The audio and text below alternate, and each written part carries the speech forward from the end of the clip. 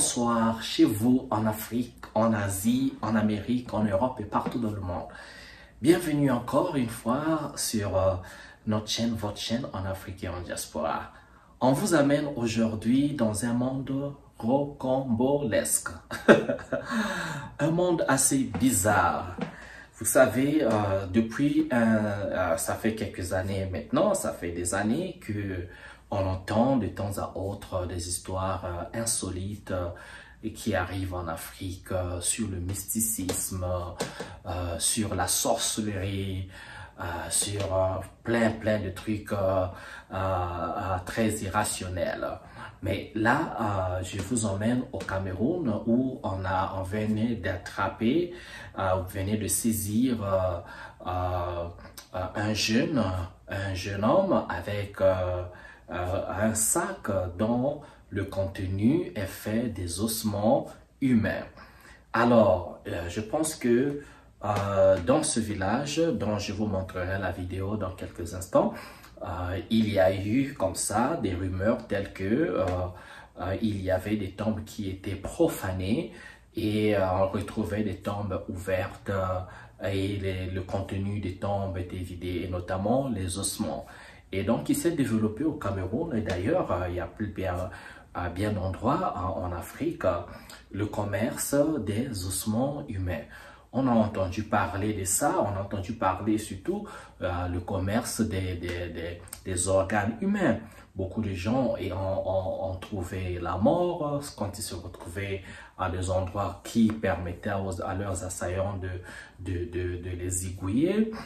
Beaucoup de familles ont perdu leurs enfants, les gens ont perdu leurs amis parce qu'ils avaient été enlevés et on les dépeçait et on les enlevait les organes vitaux, qui est un cœur, des reins, des poumons, les intestins, tout ce qui pouvait servir en fait il y a un marché, dans ce marché où les gens pouvaient donc acheter des organes humains et ça coûte très cher. Le prix, je ne sais pas, je sais pas la maîtrise de ce marché, mais c'était un marché qui existe bel et bien. Bon, on n'en a plus assez entendu parler de ça parce qu'à un moment donné, ça devenait comme une épidémie. Beaucoup de gens trouvaient la mort, il y avait des enlèvements, on retrouvait des corps sans organes et ça faisait maintenant trop de bruit. Peut-être que c'est à cause de ça qu'il fallait traquer les assassins, il fallait vraiment les punir. Peut-être que le trafic a changé de direction, changé de méthode. Mais ne vous inquiétez, ce n'est pas parce que on n'entend pas ça à la télé, à la radio, on ne voit pas, ou encore parce qu'on ne s'est pas vu dans les réseaux sociaux que ça se passe pas. Souvent, nous sommes alertés sur des choses quand on les met sur nos yeux à la télé, quand on entend à la radio, quand on les voit sur les réseaux sociaux, alors là, ça touche notre sensibilité, ça touche nos émotions et on a tendance à réagir, on a tendance à crier à haut et à faire des hashtags et crier, on crée les mouvements de sensibilisation. Ce n'est que de cette manière. Mais quand il n'y a pas de bruit à la télé, à la radio, dans les réseaux sociaux, on a l'impression qu'il ne se passe absolument rien. Et c'est certainement le cas aussi avec ce commerce de ces ossements. Et si le fait pour ces ossements, c'est que ces ossements sont utilisés pour créer une drogue. Ça, c'est nouveau pour moi. Comment est-ce qu'on peut utiliser les ossements humains pour créer une drogue? Bon, je ne vais pas vous en dire plus. Regardons cette petite vidéo, écoutons et je reviens tout de suite pour un commentaire parce que nous allons découvrir ensemble. Ceci s'est passé au Cameroun il y a quelques jours. Donc regardons ensemble et on revient tout de suite. Allez, à tout de suite. Voici un inventaire macabre devant la cour d'honneur de la première région de gendarmerie à Yaoundé. Un des présumés trafiquants d'ossements humains, mis aux arrêts par la gendarmerie, déballe la teneur de son butin d'un autre genre devant une assistance ahurie. Depuis un temps, la gendarmerie nationale a été saisie d'un vaste réseau de trafic des ossements humains. Les recherches ont permis de mettre la main sur 2 individus au niveau de la gare routière Mban en possession des ossements complets d'un être humain. C'est dans l'extrême nord que la première région de gendarmerie a dû pousser ses investigations et faire une découverte horrible. Et les recherches complémentaires nous ont permis de se rendre au lieu du forfait, dans un village nommé Pousse, dans le département du Mayo-Danaï, dans la région de l'extrême nord. Sur les lieux, nous avons malheureusement constaté que c'est un trafic qui existait depuis, parce que dans un cimetière, nous avons trouvé près de 30 tombeaux avec le contenu vidé. Alors que ce trafic d'ossements humains prend de l'ampleur du fait du coût de vente élevé de cette marchandise singulière et de sa corrélation avec la fabrication de drogues dures, cette activité est mise à l'index. Ces ossements, oui, servent à la fabrication d'une drogue forte, communément appelée caillou, que voici. C'est une drogue qui coûte cher. Ça, c'est une gamme qui coûte 75 000 francs. Elle est consommée par les jeunes qui est à l'origine de la montée en puissance de l'insécurité qu'on observe. En attendant que les receleurs soient également mis aux arrêts par la gendarmerie, les présumés trafiquants d'ossements humains seront déférés devant le procureur de la République. Voilà, c'est donc là la vidéo que nous avons tous, on vient de découvrir. C'est très insolite, c'est très bizarre. Comment il peut se développer un marché de création d'une drogue que les gens vont consommer, mais qui s'est fait à partir des ossements humains. Qu'on crée ossements humains qu'on va écraser, transformer, faire tout selon un procédé que moi je ne maîtrise pas pour créer de la drogue qui va servir à la consommation. Et nous savons tous que la drogue a des effets très néfastes pour le corps humain. Hein, ceux qui fument des cocaïnes, toutes sortes de drogues qui est chimiquement générée, vous savez que c'est très nuisible à la santé, surtout quand on a fait un abus. Bon, on va peut-être mettre dans la liste le marijuana ou le chanvre.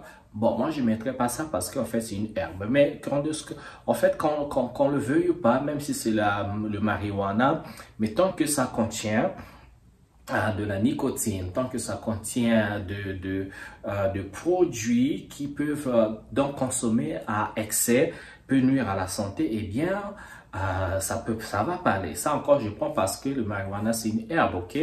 Bon, c'est ce que je dis, hein.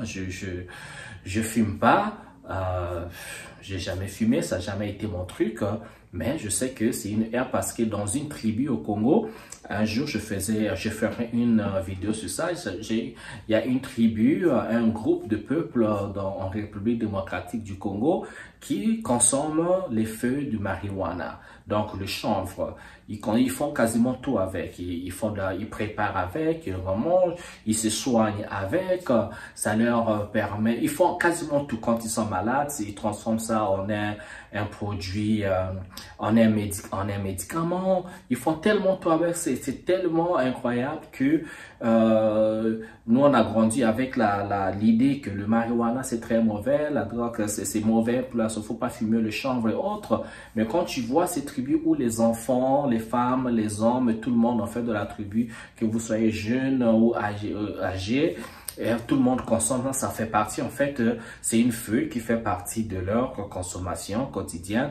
Moi, ça m'avait étonné, impressionné. Du coup, voilà pourquoi j'ai parlé du marijuana avec, entre guillemets, parce que c'est une feuille naturelle et il y a des peuples qui font beaucoup de choses avec, et beaucoup utilisé dans la médecine pour guérir.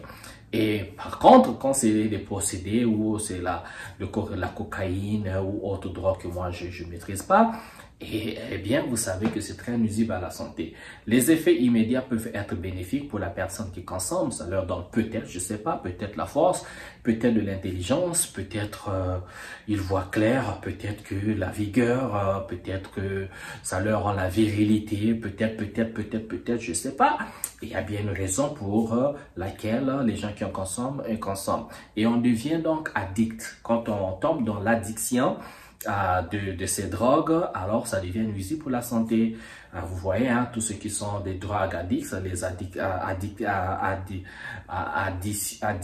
j'ai oublié le français. addiction, tous ceux qui sont tombés dans l'addiction de la drogue, c'est la santé qui périclite, il peut plus bien fonctionner en fait dans la société. Et là, c'est un mal en soi. Donc, ce que nous découvrons, c'est assez pitoyable parce que quand vous allez exhumer les ossements dans les tombeaux, quand même, les ossements, ce sont les restes des membres des familles des gens. Il y en a qui étaient des pères de famille, des enfants, des mamans, des grands-pères qui reposent des figures d'une famille. Il faut un minimum de respect quand même. On ne va pas toucher aux tombes comme ça. Il faut respecter les cultures. Il faut respecter la mémoire de ceux qui sont passés plutôt que d'aller exhumer, abandonner la tombe comme ça. Bon, ça aussi, c'est ce qui est dit. Ça se passe souvent en Afrique, dans plein de trucs chez nous parce que nous avons, dans beaucoup d'endroits en Afrique, nous avons des cimetières en fait qui ne sont pas entretenus. Les gens visitent les cimetières, il y a un semblant d'entretien au cimetière que le 1er novembre qui est donc la journée dite Toussaint. Donc quand c'est la Toussaint, les gens se retrouvent au cimetière pour débroussailler. Mais quand vous regardez beaucoup de cimetières en Afrique, bon, je vais dire, je partant de chez moi au Congo, quand c'est pas un cimetière privé, mais c'est bourré d'herbe, l'herbe a poussé, vous avez du mal à retrouver les tombes, c'est pas entretenu, des croix qui n'existent plus, tout tombe dans la rouille. Après on se demande, mais la municipalité ou bien l'organe approprié d'entretien d'un cimetière fait quoi? Donc eh bien, voilà, bon, vous savez, un autre problème parmi tant d'autres problèmes qu'on trouve en Afrique. Et on pouvait faire des efforts pour empêcher que n'importe qui peut venir exhumer un corps, prendre des ossements, ou prendre des organes, juste ou prendre tout ce qu'il y a dedans et partir vers faire son commerce. Et comment peut-on tomber à un niveau si bas de moralité? Comment? C'est le fils de quelqu'un, le monsieur. Il est né, il a grandi malgré les difficultés sociales, mais tombé aussi bas, qui exhumait les corps, allait vendre les ossements, allait vendre. Mais comment on peut tomber à un niveau aussi bas de moralité? Qu'est-ce qui se passe?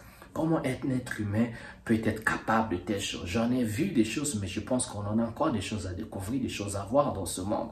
Franchement, ben écoutez, je vous demande vigilance pour ceux qui ont enterré les parents dans les corps. Si vous êtes de ceux-là qui vont au cimetière que le jour de la Toussaint, ben, je ne sais pas, mais j'espère que vous trouverez les corps, les tombeaux de vos bien-aimés intacts, sans avoir été détruits, ou pire encore, sans que les restes de vos biens bien chers ne soient donc exhumés et volés. Voilà, c'était ma vidéo pour aujourd'hui. Merci de m'avoir suivi. On se retrouve à une prochaine vidéo. N'oubliez pas de laisser des commentaires, comme ça, des pouces levés, et encore partager la vidéo. Allez, je vous adore. Bien le bonheur chez vous. À très bientôt. Ciao, ciao.